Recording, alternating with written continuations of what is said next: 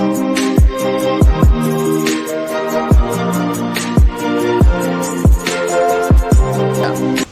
you guys. We're going to shift gears a little bit here, talk to some of our portfolio companies.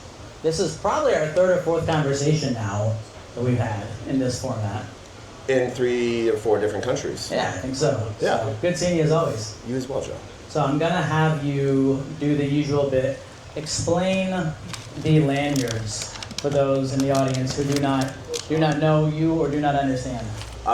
So lanyards, they started by accident in like 21 when COVID ended. There was like 5 conferences going on at the same time in New York. Didn't know which conference building I was walking into. It was just easier to wear them all, and then it just turned into a thing. And like all things that turn into things, It remained a thing. It remained a thing.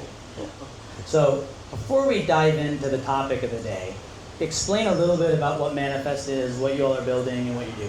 So Manifest, Manifest Network, Manifest AI, we all sort of fall under, we have a lot of different sort of sub-names. In the simplest terms, we are sovereign compute. Anywhere you use the word AWS, Azure, Ali, GCP, you can replace with Manifest. We run 17 data centers right now around the world: Singapore, Australia, Japan, Frankfurt, London, 11 in North America, 1 in Canada, or jokingly like to say 12 in the US. You know. I get it. And so bare metal, Kubernetes, and storage. We're sort of dev heavy on that. We don't, because we're running that sovereign own and control your stack piece. There's a couple things that have moved along in the last couple months and how things have changed. We saw a lot of people with amazing ideas, but no one knows. Everyone comes at you and they're like, I need an H100. And you're like, okay, I have a lot of cars. What kind of car do you want? I want an H100. Well, how large? What would you do in parallel? They're like, I want 10 of them. And I'm like, well, they come in 8s or 4s or 6, and so a lot of education is needed on the compute and inference side of things. And so we haven't really made a name for it. We had a Lifted Labs, but I almost want to call it like Dream Factory, where there's good teams or there's good starts of teams that are building an idea and a product, and we want to get them across the finish line on the dev side. Obviously deploying on Manifest so that like they have and control their stack rather than taking the easy route through like AWS, because that's how AWS, Google, and everyone else gets you in, is with these credits and stuff like that. But then you're locked into modularity, you can't scale, and obviously you're not decentralized. Right. Let's talk a little bit, let's wind the clock back. Is this the first startup you founded? Have you been a founder before? Yeah, I've been a part of a lot of projects. Personally, I got into mining in 2012 as a Bitcoin miner. I ran a sports book, and everyone that took cash, eventually, I got my hands on the white paper and found out that some people would take Bitcoin. So started as a miner because I was like, I can give this free stuff I get to to other people, and instead of cash. I'm like, hell yeah. 2016, 2017, worked for a couple ICOs that, just did the, thing and stuff. And that sort of like, one, made me realize what kind of person I wanted to be in this space. Obviously I was used because I can talk, so I was a front-facing person and stuff, but like I could understand a lot of concepts and because I worked on a lot of different things. But the people today are just so freaking smart on builders. And so what I really tried to do is give voices in a way. And so that's sort of what I do on our project is, being a core member and stuff, but we're all infrastructure builders. And so I've gone through the NFT route. I started a game company, my first game company in 2019, 2020. Started off as a token and then turned into a game, Taco Cat. I don't know if anyone has heard of that. Yeah. I'm sorry. I remember that one. I'm sorry. We tried good things. But the funnest joke out of that is I like to say is I was Kevin O'Leary's boss. He was doing cameos at that time. So I literally had him do a cameo for our shitcoin. And like, just to be a jerk or see what I could do, I had him redo it like 4 times. So every time I hear Kevin, Mr. Wonderful, talk about crypto, I'm like, ha, I was your boss. I love it. How do you view the distinction or similarities of being a founder and being a builder? Is it the same thing? Is it Does one involve more leadership? So a little bit on the leadership, like builders can be founders, but not all founders can be builders, sort of like fingers and thumbs.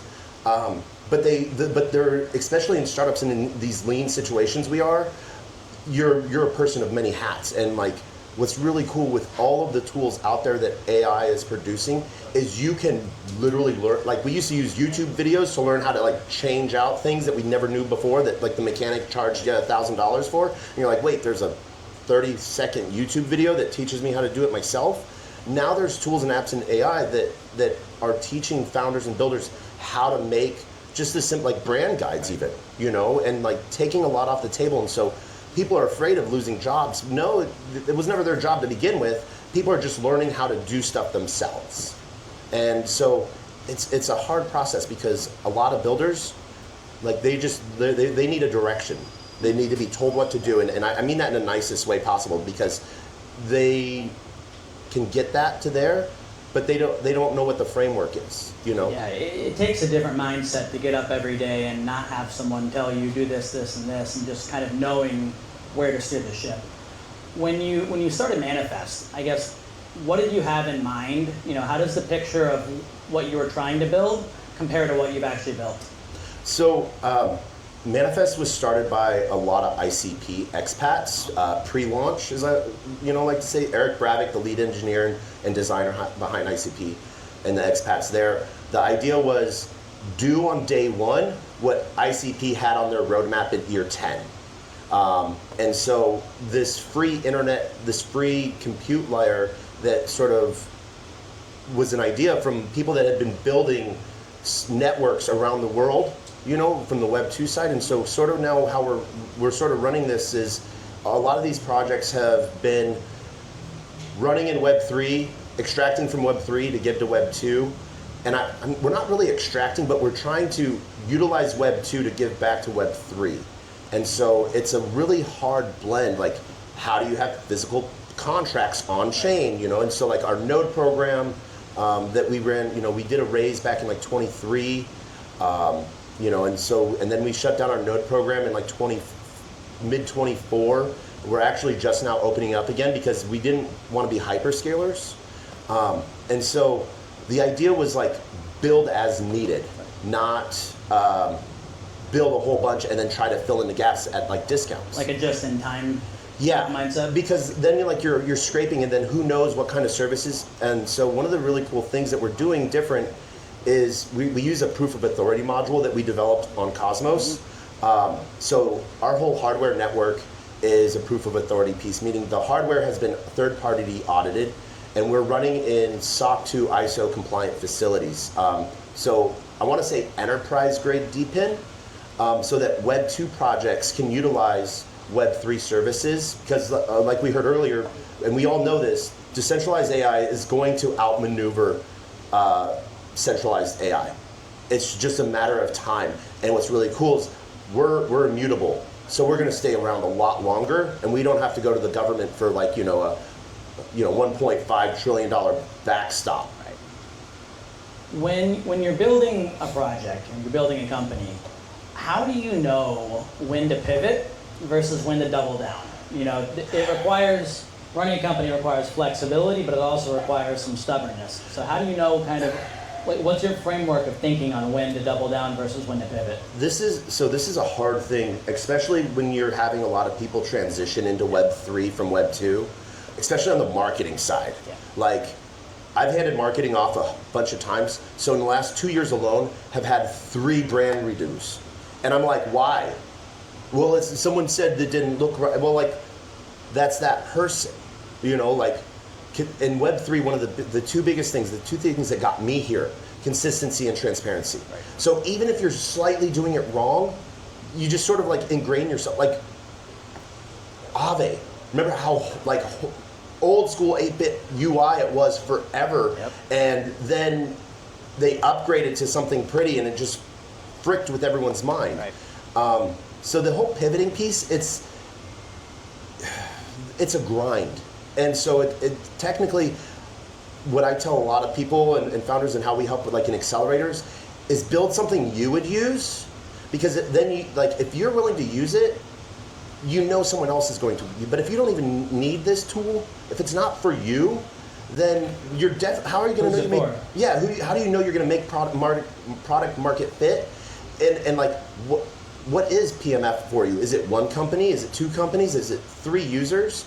Like, and so it's a really hard thing. Like, obviously, if like you just get a whole bunch of hate mail nonstop, then yeah, maybe pivot. But if it's like you're building a community around you, build it. And if it's something that you're going to use, keep going. And I know this, like, sometimes the hardest thing to do is say no to a VC that's like, hey, if you change this, I'll give you money. And like sometimes you're at a point where you're like, I have to either pay employees or pay friends, or I need to feed my family, or I need to feed myself, you know? And so it can be really hard.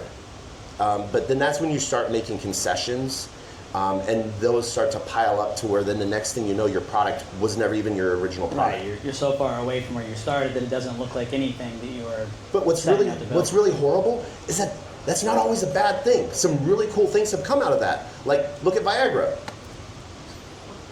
Great example. No, it was not. But it was a good one. I think of like, kind of like Apple, with Steve Jobs and the iPhone. Back before the iPhone, everybody wanted a physical keyboard. Then when people came out when Steve came out with the iPhone and it didn't have a physical keyboard, everybody thought he was nuts. There was, I think, didn't Microsoft do a funeral for the iPhone or something? Yeah. But he just knew that this was something he would use.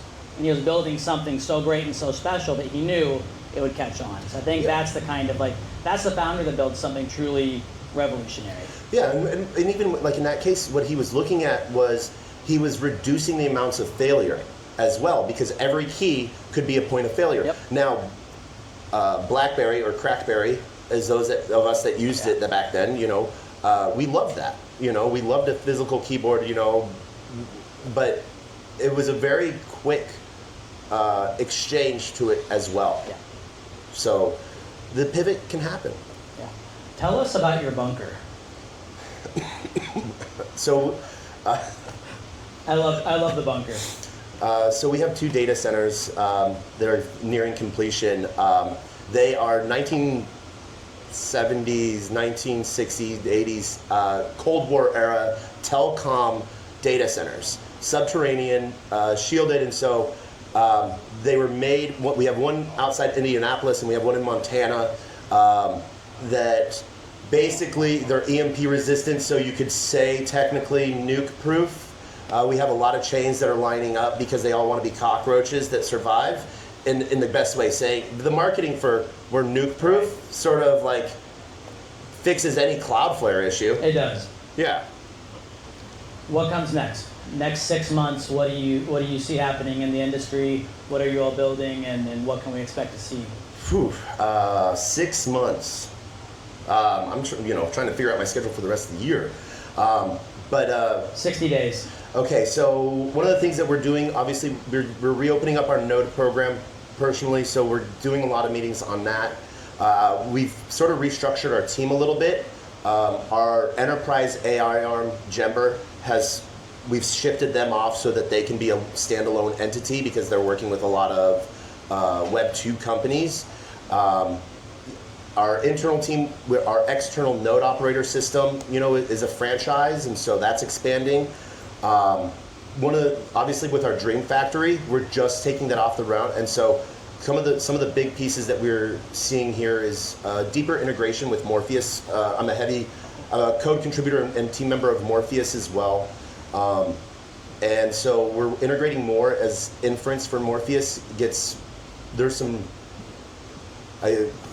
so much going on with Morpheus, it's not even funny, cool. And hard. But the business side of that is growing as well.